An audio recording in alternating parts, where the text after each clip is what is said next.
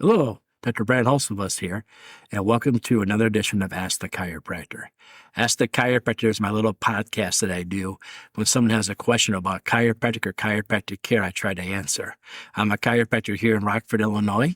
I'm a proud graduate of Palmer College of Chiropractic, and I'm happy to be the team chiropractor of the Rockford IceHogs.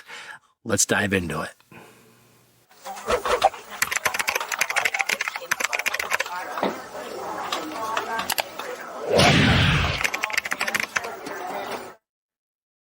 Well, last week you joined us and we talked a lot about headaches. And I said one way of getting headaches is text neck or desk posture. I want to talk a little bit about what text neck is and desk posture as an issue, because we've been helping desk workers find lasting posture correction in Rockford, Illinois for a long time. Let's talk a little bit about what happens. You see, when I sit down, my shoulders roll forward and my head comes out and my neck loses its posture. That's what we call text neck, because today we have a world where people are looking down all the time on their phones, on their computers, driving a car, watching TV, or let's say you don't even sit at a desk. Let's say you stand at a workstation. Well, that workstation has the desk in front of you, or the counter in front of you, or the machine in front of you, which you're looking down at looking. Now, when you're doing these things, what you're doing is you're rolling your shoulders forward, and as your shoulders roll forward in a seated position, or standing behind a desk in a sitting position. Even a standing desk with a computer, you still got your shoulders forward to hit the keyboard and the mouse. As we roll those shoulders forward, we start to develop a weird posture, an odd normal posture that we're designed to be. You see, your shoulders are meant to be rolled back and you feel like you're squeezing your shoulder blades together, your chest out. But we have society today where everyone's shoulders are rolled forward. And as your shoulders roll forward, your head protrudes out. Now, your ears should be right above your shoulders, so you should have a nice round-shaped, C-curve shape to your neck looking at it from the side. Today, we find everybody has a very straight up and down neck from having them roll forward and your head sticking out. And what happens is this creates a lot of tension, a lot of stress. You see, the human head weight is the same as a bowling ball. And the longer you have that bowling ball protrude forward, the more stress it does on that whole area. And it starts to build up over time. You get more and more of that slouching, more and more of that humping. A lot of people tell me I don't want to become the little old lady at church I see with that big hump. They call that scoliosis. They call that osteoporosis. And really what it is it's the text neck. That's where it starts, because your head comes forward and your shoulders go forward and you're leaning out. Now, when I do that, I don't really have a lot of pain. Like I can sit like this. It doesn't really hurt for like the first short amount of time.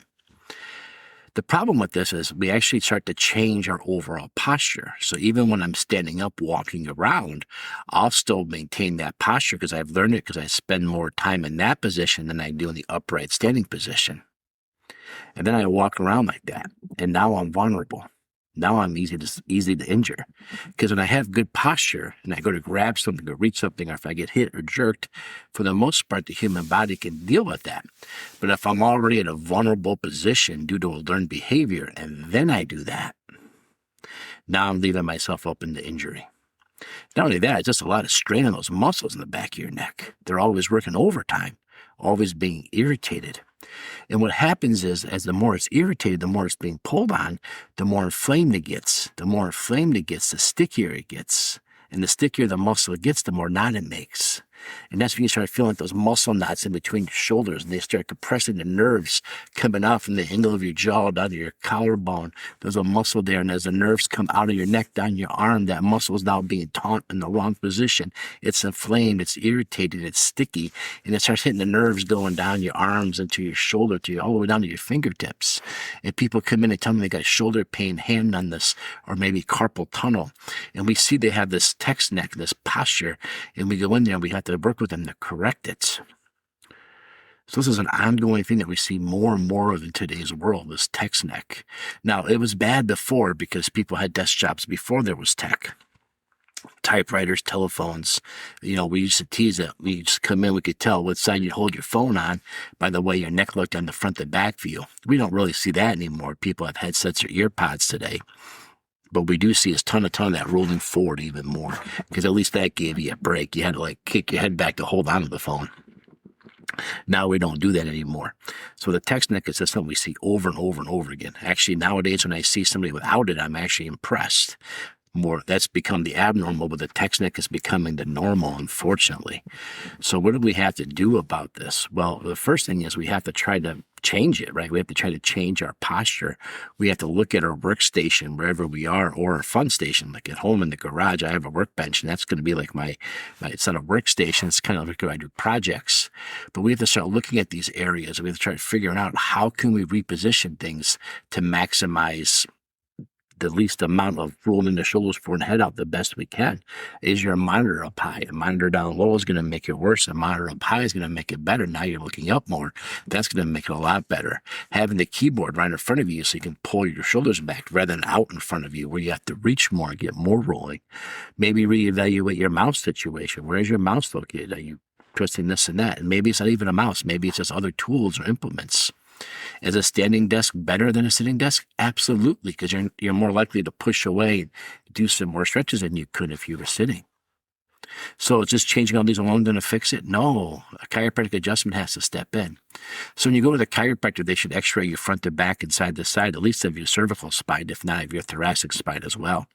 Then we should see these posture issues and see how bad your posture is and how bad your misalignments are. The chiropractor will then go in there and make some chiropractic adjustments to loosen up the vertebrae so that way you're more musculature open to these changes. Simply just try to do the posture changes with the misalignments. You actually make the misalignments increase their muscle memory and become more of a chronic issue. So when you go in, you make the chiropractic adjustments and start freeing the spine up and helping the spine move more, then you reintroduce some posture exercises. That's incredible. Now, the last time I was at the Pro Hockey Chiropractic Society, somebody said, why don't we work on neck posture exercises, both muscular and neurologically?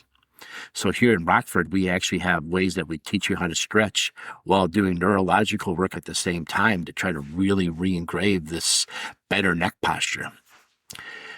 The biggest thing is people that want to get one adjustment and stretch for a day or two and see if they can make this go away. And that's not how it works. You're going to have to do several adjustments over time. And the stretching and the neck work never stops because the sitting never stops. So as long as you're sitting, you have to keep doing these.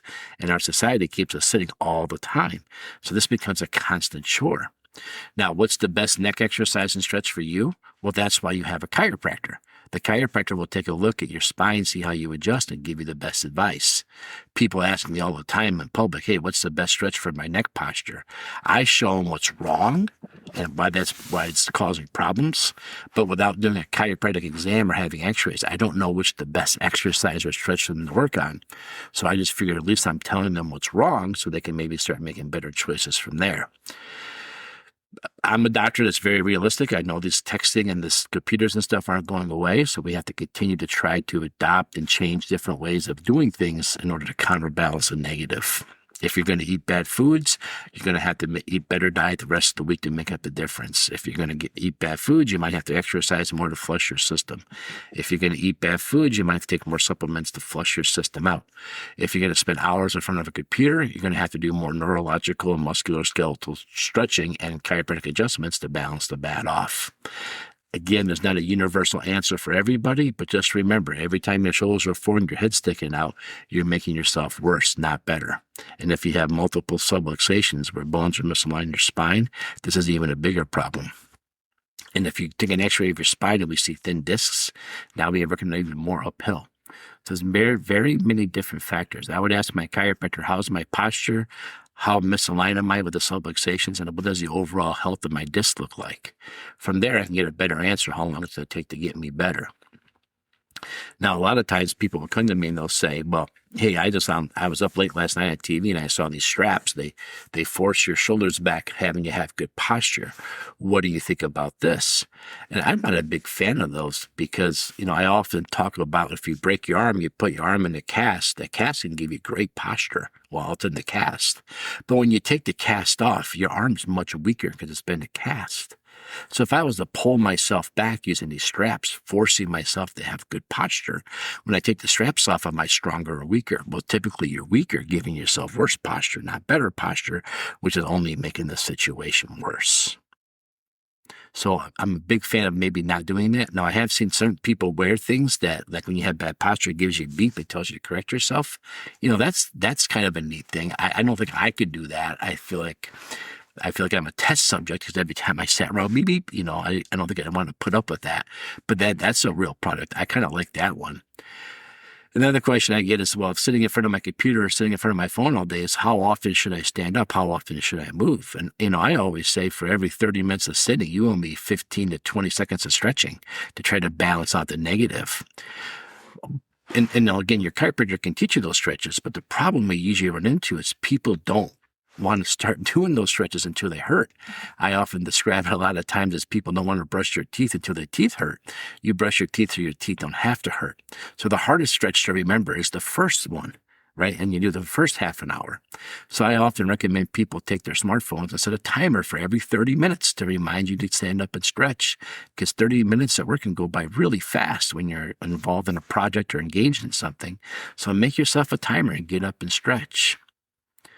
So my big thing to you is if you're somebody that sits a lot, you've had headaches, people look at you, you notice your neck posture is not what it's supposed to be.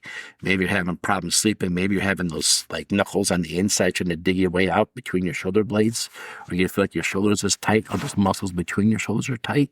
You're probably starting to develop really bad neck posture. And it would be great to go see a chiropractor.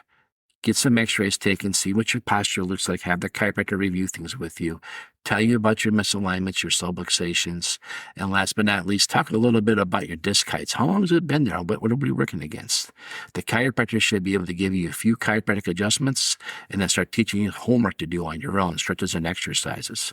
Now, the chiropractic care doesn't stop and they teach you the exercise and stretches, but the first step is we have to loosen you up with the adjustments, teach you some stretches, kind of keep an eye on you, maybe decrease the frequency of how often we see you, but have you do those stretches while you're getting adjusted still. And last but not least, then introduce some posture exercises to reinforce your posture, and then probably the frequency of visits would decrease again. That's how we do it here in Rockford. Hey, if you have any questions for me, go and leave a comment after wherever you're watching or listening to this, and we'll maybe next week you'll be the question of the week. So we talked about headaches and we talked about text necking. What's another thing that people wake up with stiff necks with is their sleeping position. So why don't we come back next week and talk a little bit more about sleeping and sleeping positions and kind of how that works. Hey, thanks for tuning in.